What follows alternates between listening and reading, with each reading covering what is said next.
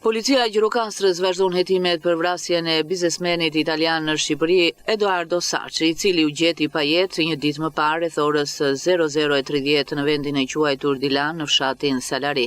Ditën e djeshme, 4 dëshmitarët okular që ishin së bashku me viktimën u ndaluan nga policia dhe u pyetën e u ripyetën që prej mëngjesit dhe deri rreth orës 24 kur u lanë të lirë. Këta persona po lëviznin nga Nivica drejt Salaris me 2 automjetet e tyre.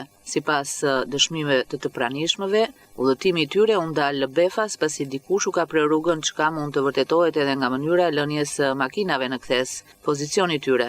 Një ndalim i befasishëm që policia e ka lidhur me daljen e agresorit drejt 2 automjeteve, sipas dëshmitarëve. Goma e makinës është qarë nga një plumb rikoshet, por gëzhojat nuk janë gjendur akoma, pasi kanë dëgjuar 2 të shtëna paralajmëruese. Sipas tyre, agresori pa mundur për t'u identifikuar për shkak të errësirës ka qelluar drejt makinës dhe pretendohet të ketë zbritur nga mali. Një pistë që qëndron është edhe vrasja nga shtetas të huaj që mund të kenë patur lidhje me viktimën për shkak të angazhimit të tij në Itali, hesape të vjetra për të cilën po hetohet. Mediat italiane ndërkohë bëjnë me dije se emri i tij lidhet edhe me politikën lokale në Itali përmes babait, Vittorio Saçi, figurë historike së djathtas në Luino.